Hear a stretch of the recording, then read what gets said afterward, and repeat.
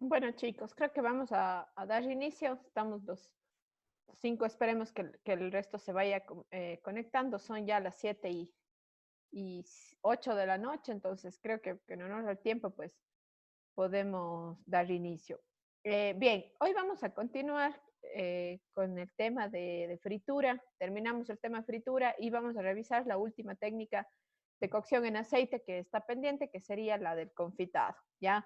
El día de hoy vamos a la primera sesión a revisar el tema de, de la fritura, y la segunda sesión que vamos a hacer, revisaremos todo lo relacionado a confitado y las recetas que ustedes tienen pendiente de realizar, ya que son dos de fritura y una de confitado que están pendientes. Con el tema de la tarea, no quiero que se preocupen, ya que estamos todavía esta semana revisando frituras. Si es que ustedes no han logrado todavía el tema del género, conseguir, o lo de la balanza, que también estaban en ese inconveniente, no quiero que sea una tarea que les aflija, sino más bien una vez que tengan los productos o puedan hacerlo, no es necesario incluso que hagan de la cantidad que tienen. Si es que, digamos que estaba en la tarea, si es que pueden hacer de 50 gramos, está bien. Reducirían también la cantidad de aceite, porque por ahí ya una señora madre ya había estado reclamando, diciendo que en estas crisis los chicos están utilizando mucho aceite. Recuerden que es un producto que podemos reutilizar si es que no lo quemamos. Sin embargo, bueno, y yo creo que no soy nadie, ¿no? Como para poder reclamarle a la señora. En fin, vamos a dar esta semana a la tarea para que estén tranquilos y puedan conseguir las cosas y demás, ¿ya? Bien, habíamos revisado la clase pasada la fritura y identificamos, ¿no es cierto?, dos tipos de fritura. Por un lado, la fritura superficial y por otro lado, la fritura profunda. Cualquiera de los dos tipos de fritura exigen que nosotros mantengamos una temperatura ideal para fritura, ¿no es cierto? Que en el caso de la fritura superficial puede empezar a partir de los 155 grados, y la fritura profunda a 175 sería lo ideal. Recuerden que ninguna de los dos tipos de fritura debe utilizar un aceite que supere los 200 grados centígrados, ¿no es cierto? 250 grados centígrados, que es el punto de fusión de la mayoría de los aceites que se utilizan para la fritura. Y lo importante era también, dentro de la técnica de la fritura, el poder evitar ciertas condiciones que pueden suceder en el aceite, como el caso de la oxidación, ¿no es cierto? O el desarrollo de la polimerización, también que se puede dar en el aceite, que puede ser un indicador de la frescura o la calidad del aceite que nosotros estamos utilizando. Y es por eso que quiero iniciar haciendo énfasis en los potenciales riesgos, ¿no es cierto?, y peligros de manipulación de aceite, que habíamos dicho que era, por un lado, la oxidación, que van a afectar el sabor y el color, ¿no es cierto?, del aceite. Hablábamos de que los aceites no es bueno dejarlos a temperatura ambiente durante mucho tiempo destapados, que deberían estar en lugares oscuros, que de esa manera cuidamos un poco de la oxidación, ¿no es cierto?, que se pueden dar en los aceites cuando no necesariamente se supera el punto de humo del aceite, sino cuando se exponen los aceites, ¿no es cierto?, a este tipo de riesgos, sobre todo la oxidación, porque vamos a hablar en la siguiente técnica de cocción también de la oxidación, y es un condicionante súper importante en los aceites. También hablamos de la polimerización que se genera, ¿no es cierto?, y la formación de los triglicéridos. Con ustedes vimos ya la semana pasada el tema de grasas de nutrición, y habíamos dicho que aparte de los ácidos grasos saturados y el colesterol, ¿no es cierto?, que puede acumularse en sangre, nosotros podemos también estar consumiendo en ciertos productos, como en el caso de las frituras, los famosos triglicéridos. Estos no solamente afectan a la salud de las personas cuando consumen en exceso de grasas, sino también a la calidad de la fritura, porque cuando normalmente el aceite cambia su estructura y empieza a desarrollar triglicéridos, vamos a tener un aceite con mayor densidad, ¿sí? Entonces estos de pronto pueden afectar significativamente, perdón, a la fritura.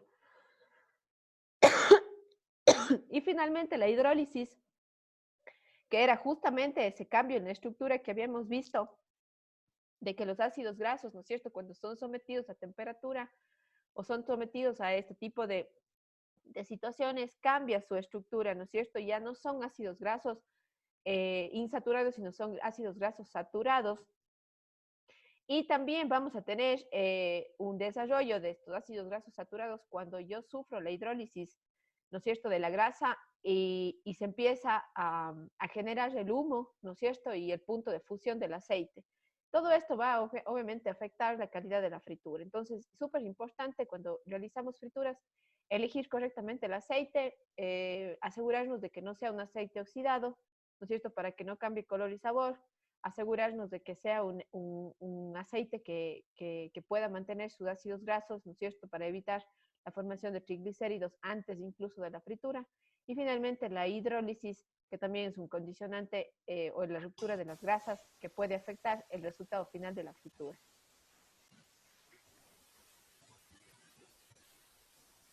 Ya, y hemos hablado de ese punto de humo. Y nuevamente hago referencia a que el punto de humo es la temperatura a la cual el aceite comienza a descomponerse y comienza a liberar humo, ¿verdad? El punto de humo varía en función de la composición de los aceites.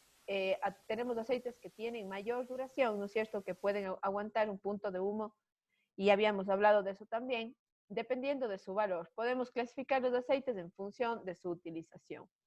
Y la recomendación para la técnica de la fritura, ¿ya?, es que utilicemos aceites que tengan un alto punto de humo. Estos aceites que pueden incluso alcanzar temperaturas de hasta 266 sin quebrarse. Estamos hablando de aceites como el de palma, que ya había mencionado la clase pasada, y que son ideales para técnicas como el saltear, freír y otras aplicaciones a alta temperatura, ¿ya? Entonces, cuando yo estoy hablando de un aceite que tiene un punto de humo súper alto, que es hasta 266, estoy hablando de aceites que resisten muy bien la temperatura y que tranquilamente se pueden aplicar en técnicas como la de la fritura. Cuando tengo aceites que alcanzan una temperatura de humo de hasta 218 grados, que ya es un poquito más arriba de la recomendación, tengo aceites con un punto de humo medio alto, ya que son mucho mejores para tipos de cocción como el salteado o cocciones a fuego medio, ya.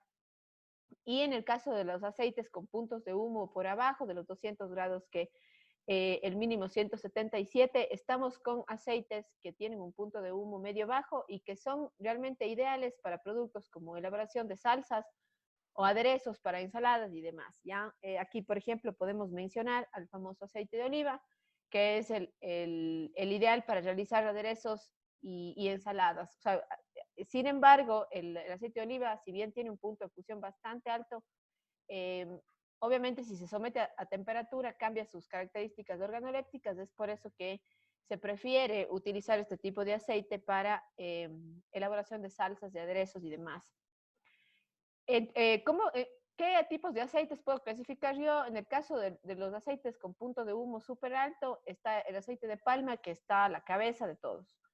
Luego, para los aceites que tienen punto de humo de hasta 218, que son un punto de humo medio alto, aquí puedo mencionar aceites como el de maíz, el de canola, ¿sí?, que son excelentes para realizar cocciones como salteados, por ejemplo. Y finalmente, los aceites que están dentro del punto de humo de 177, podemos mencionar el aceite de aguacate, el aceite de ajonjolí, el aceite de oliva, ¿no es cierto?, como ejemplos de aceites con diferentes puntos de humo. Ya de ahí, ¿no es cierto?, la elección que tengamos nosotros del aceite, obviamente dependerá de estas condicionantes.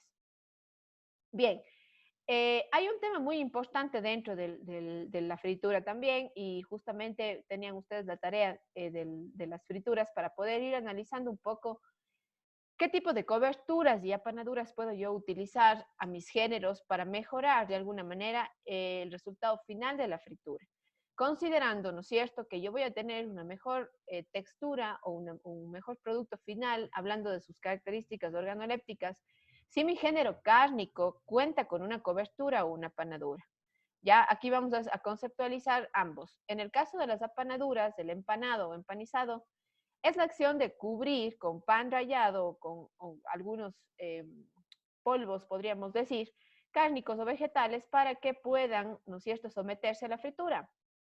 En el caso de los rebozados, que estos vamos a clasificarlos como una cobertura un poco más líquida, es una mezcla semilíquida de una o más harinas mezcladas con líquidos como por ejemplo el agua, la leche, el huevo, y que también se aplican para diferentes géneros cárnicos, ¿ya? Entonces, cuando yo de pronto reviso la bibliografía o estoy revisando, ¿no es cierto?, recetas en el internet, la bibliografía muchas veces nos da la terminología de rebozados y empanizados, ¿ya? O apanaduras, que normalmente aquí en nuestro país, por ejemplo, los empanados los empanizados eh, son lo que conocemos como apanaduras, ¿sí? Entonces, cuando tengo un rebozado, tengo un producto que es un poco más líquido y que tranquilamente se puede utilizar para recubrir estos géneros.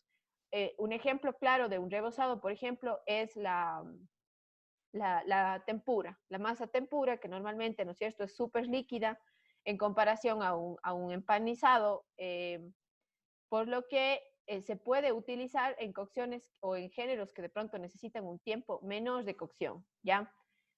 Entonces, un poco la diferencia entre las coberturas y apanaduras, los empanizados y los rebozados. Si es que tienen preguntas, me van haciendo, por favor. ¿Ya? Rebozar, entonces, ya me pasé. Ya. El rebozado, entonces, consiste en envolver un género con harina, huevo o alguna pasta para freír para que se forme una costra alrededor del producto y de este modo no se suelten los jugos o incluso evite que salga el relleno cuando estamos realizando la fritura. Ya es importante realizar o colocar el rebozado justo antes de que se realice la fritura, ¿sí? Ustedes ven aquí una fotografía, ¿no es cierto? Tenemos a manera de unas croquetitas que tienen este tipo de cubierta, ¿no es cierto?, que es el rebozado. Acá vamos a tener una consistencia, digamos, un poco más seca, porque lo que vamos a hacer es primero preparar el género pasándolo por harina, vamos a colocar huevo para poder generar esa pega, podríamos decir, y posterior a eso colocamos otro tipo de producto que puede ser la misma harina, puede ser miga de pan, puede ser panko, puede ser cualquier tipo de cereal que nosotros consideremos puede ser bueno para realizar una fritura.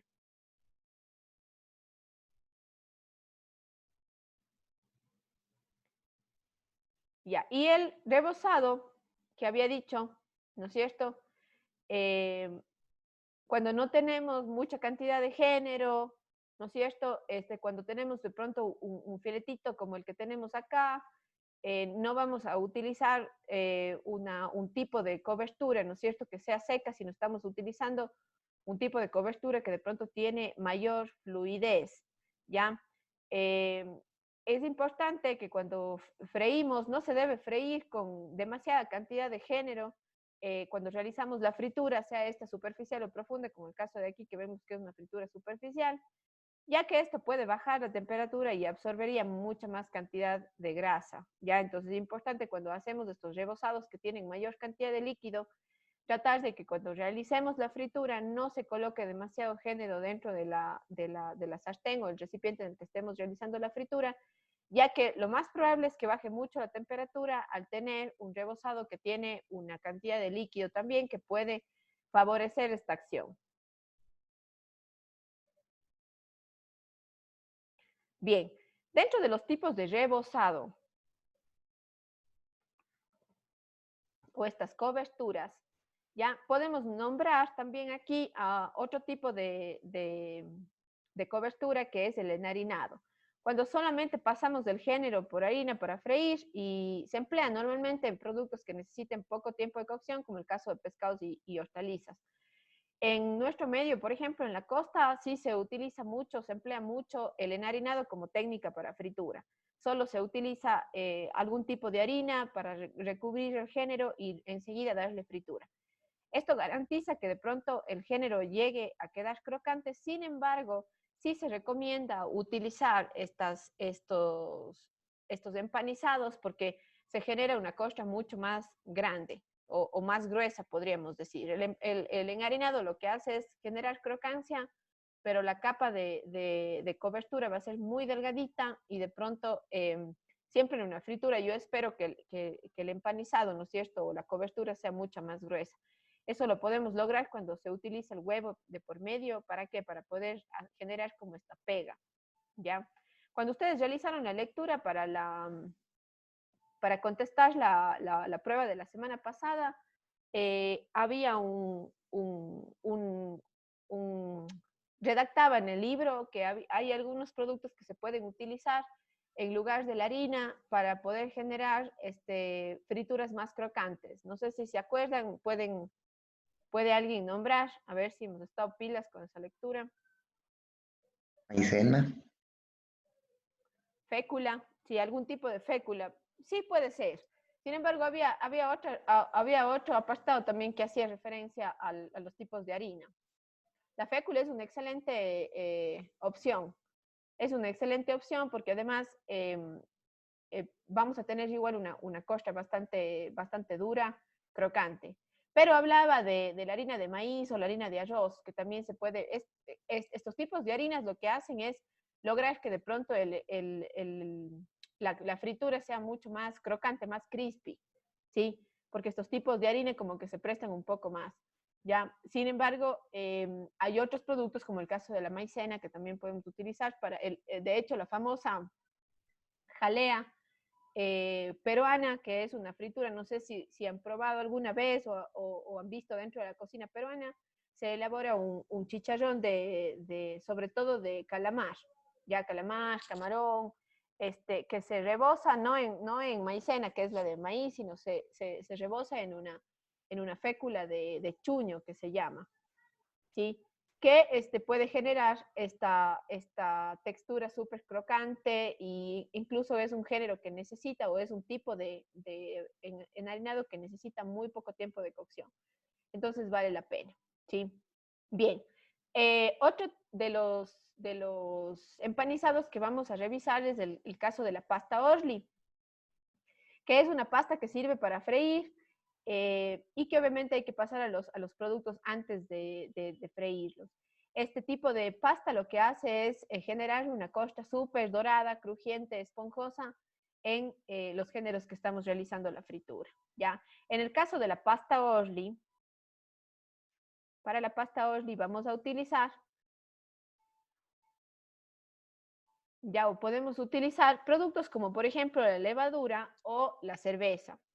La pasta Orly, en el caso de realizarse a partir de levadura, ya lo que tenemos es un rebozado que tiene agua, aceite, sal y va a tener levadura disuelta, digamos, dentro del agua, ¿ya? Y harina, obviamente. Cuando yo hago esta mezcla, paso por aquí los géneros, entonces la acción de la levadura, una vez que ingresa el aceite, es generar un aireado dentro del género. Es por eso que estas costras, ¿no es cierto?, se vuelven mucho más esponjosas, porque tengo un leudante aquí que va a actuar una vez que ingresa el producto, empieza a evaporarse el agua ¿no es cierto?, de mi rebozado, empieza a generar ese aire a medida que va saliendo, evaporándose líquido, va ingresando, ¿no es cierto?, aire en la fritura, provocando de esta manera estos rebozados mucho más aireados o con mayor desarrollo. Eso se logra obviamente con productos como levadura. Y también podemos obtener o hacer la pasta Orly a partir del uso de cerveza, ¿ya?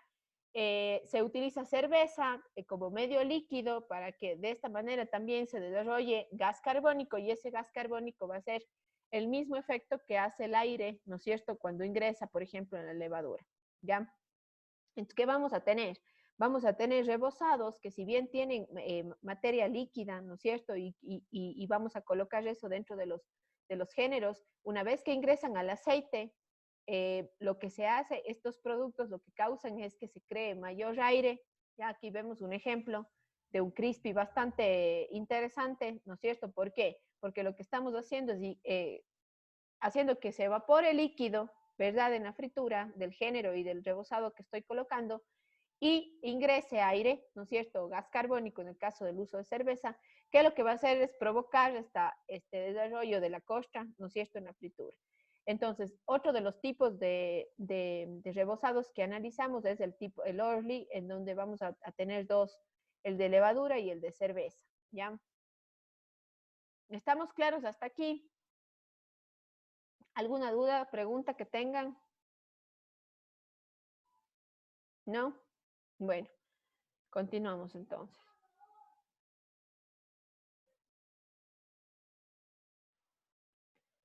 Algunos productos que podemos utilizar para el empanado o el empanizado son productos como el pan rallado, tenemos el coco rallado, podemos utilizar almendras o cualquier tipo de frutos secos, fideos, podemos utilizar los famosos cornflakes también, diferentes tipos de ajonjolí o sésamo, pistachos y el famoso panko, que es uno de los productos más utilizados dentro de la fritura. Ustedes pueden aquí ver la fotografía, es el famoso panko, es una miga de pan, de un pan japonés, que tiene el efecto, que tiene la ventaja de ser súper crocante, que incluso puede reposar posterior a la fritura y se va a seguir manteniendo la textura de súper crocante con este tipo de producto. ¿Ya? Entonces, es una alternativa y una de las recetas que vamos a hacer, justamente la del pollo cordon bleu, vamos a utilizar este tipo de empanado, ¿ya? Vamos a utilizar el panko y ustedes van a ver la función y el resultado final que vamos a obtener con este tipo de alternativas, ¿sí?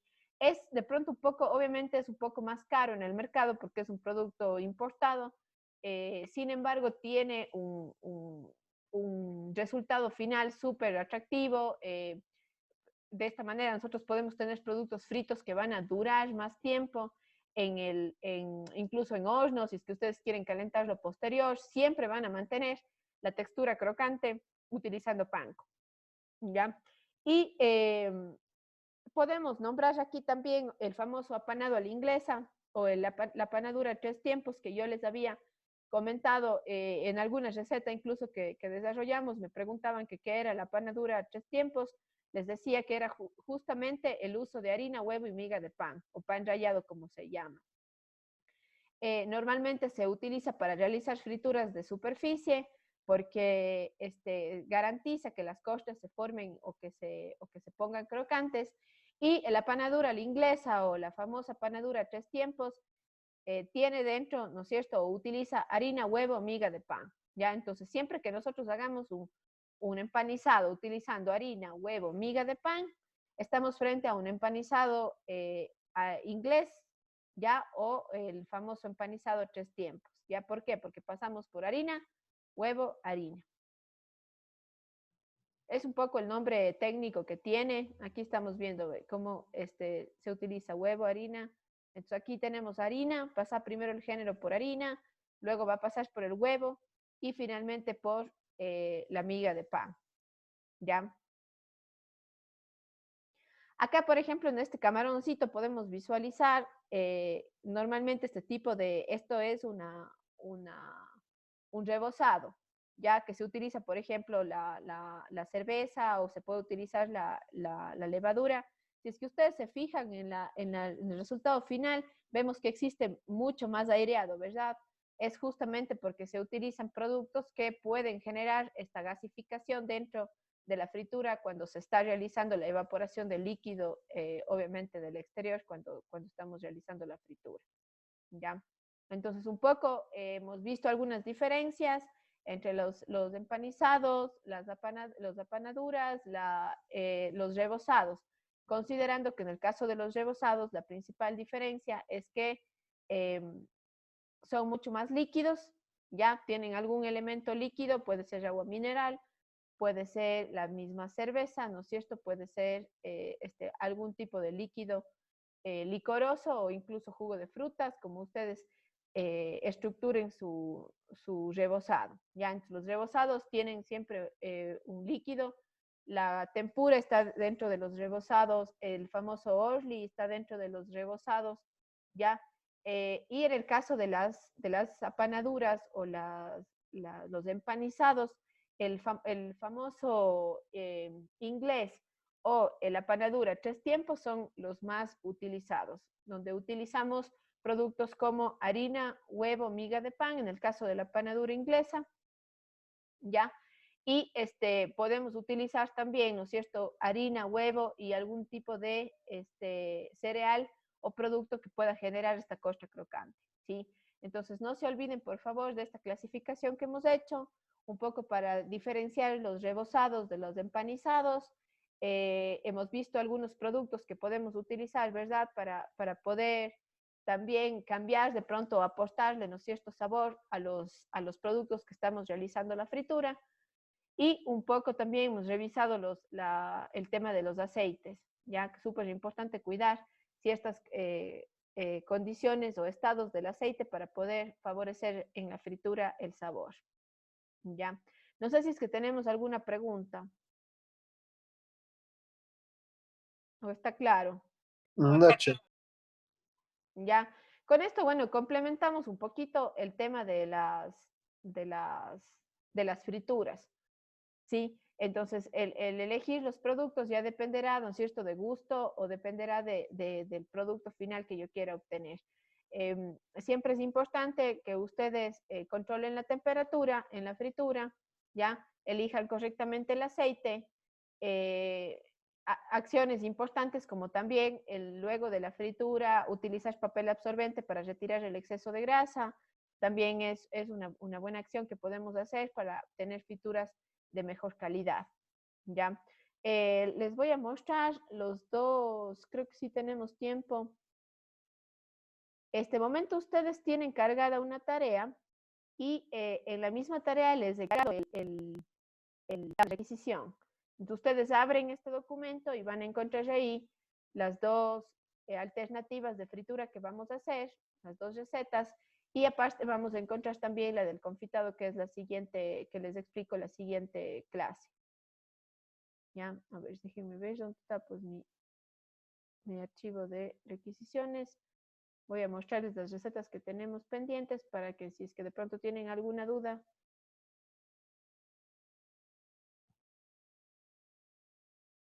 podamos revisar ahora.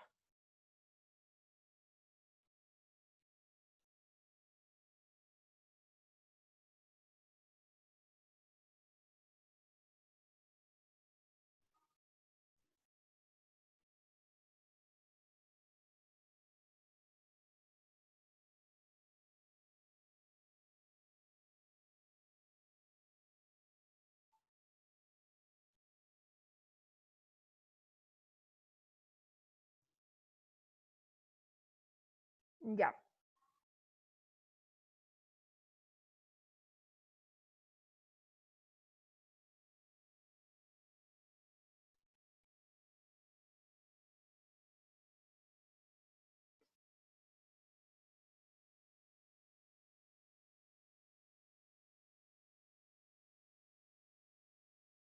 Ya, chicos, ahí estamos, ¿no? Está abierto el Excel ya. ¿Sí? Sí, profe. Ya, Sí. perfecto. Vamos a hacer dos tipos de fritura. Por un lado, la fritura de superficie y la fritura profunda. Para la fritura de superficie vamos a elaborar una milanesa de res, que es un plato argentino bastante típico que tiene un origen italiano, ¿ya? Para realizar esta milanesa de res, lo que vamos a hacer primeramente es utilizar un corte que necesita poco tiempo de cocción, como el caso del lomo de res, y vamos a aplicar la técnica del escalopado que habíamos mencionado en la clase pasada también, si recuerdo. Ya. Luego de escalopar este lomo de res, vamos a salpimentarlo y vamos a pasarlo por una empanizado por una panadura 3 tiempos. Primero harina, luego huevo y finalmente apanadura, ya, o sea, miga de pan. Una vez que tengamos listo, vamos a dejarlo reposar por alrededor de unos 10 minutos hasta que se fije bien el empanizado y luego de eso vamos a realizar la fritura, ¿sí? La guarnición que vamos a hacer para esta milanesa es un rosti de papa, que es una receta sencilla de un tipo gratín que vamos a hacer de papa en el horno. Para eso, ¿qué van a hacer? La papa chola que tenemos aquí con o sin cáscara, vamos a rallarla cruda. ¿Ya? Una vez que tenemos la papa rallada cruda, vamos a aprovechar ese almidón que genera, ¿no es cierto?, la papa cruda y mezclarlo con el tomate seco, el tomate cherry, el pimiento rojo y el jamón. Ya, todo esto vamos a picar, vamos a mezclar con la papa, salpimentamos y luego vamos a colocar esto dentro de un molde, ¿ya? Y vamos a llevar al horno más o menos a unos 250 grados hasta que se cocine. Lo que se va a cocinar es la papa y el tomate va a ir soltando de alguna manera jugos que me van a aportar también en la cocción. Una vez que ya tengo cocido el rosti, voy a colocar en la parte de arriba el queso rallado Gouda, que es un tipo de queso maduro nada más, y voy a llevar esto al horno nuevamente para que funda el queso, ¿sí? Entonces es súper importante que antes de colocar el queso ya tenga el rosti por lo menos un tiempo de cocción de unos 10, 15 minutos para favorecer la cocción de la papa y que los líquidos también del tomate, sobre todo, pues vayan, ¿no es cierto?, cumpliendo ahí la función de ayudarme en la cocción, ¿ya? ¿Por qué no les he incluido los espárragos y el choclo amarillo aquí? Porque esto ya va a ser opcional si es que ustedes quieren incorporarle al mismo rosti de papas o pueden utilizar esto como una guarnición fresca para la milanesa. ¿Ya? Entonces pueden por un lado cocinar los espárragos y aparte el choclo amarillo y colocarlos de estos al final cuando ya tengamos el rosti, si es que quieren agregarle algo de frescura, si no, pueden también colocarle dentro de la guarnición del rosti y cocinar todo junto, ¿ya? Entonces tienen las dos opciones. La guarnición realmente es súper fácil y me da la opción de incluso utilizar cualquier otro tipo de vegetal si es que ustedes quieren. La intención aquí es que la papa se vaya cocinando con su propio almidón y es más, todos los productos, ¿no es cierto?, que estoy utilizando para la receta se van a incorporar bien y se van a mezclar en la cocción gracias al almidón que tiene la papa, ¿ya? ¿Alguna duda con esta receta?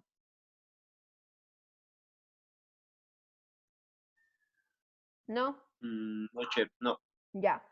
Y la segunda receta que vamos a elaborar es la del cordon bleu. Aquí sí vamos a utilizar una fritura de profundidad porque ya tenemos un género que tiene mayor grosor, ¿sí? Entonces, obviamente ya va a necesitar más tiempo de cocción. Sin embargo, la suprema de pollo, que es, en la mañana les explicaba a los chicos que cuando ustedes hicieron ¿se acuerdan que hicieron la clasificación de los costes en la primera tarea que les envié? Ustedes en el libro tienen una fotografía de los costes del ave también. Sí, incluso ustedes sí revisaron este material, yo sé. Una suprema de pollo es lo que yo obtengo cuando deshueso una pechuga y corto en dos. La pechuga normalmente, ¿no es cierto? Las dos pechugas vienen pegadas al hueso. Una suprema es solamente una pechuga limpia. Entonces, ¿qué es lo que hago yo? Sacar el hueso, deshuesar, ¿no es cierto?, la pechuga. Y cuando me quedan una sola pechuga, a esto yo lo voy a denominar suprema, ¿ya? La suprema lo que vamos a hacer es abrirla por la mitad y colocar como relleno el jamón serrano y el queso cheddar, ¿sí? Una vez que yo he colocado aparte, bueno, obviamente tengo que salpimentarla, voy a colocar el jamón serrano y el queso cheddar dentro de la suprema y voy a pasarle solamente por huevo y panko, ¿ya?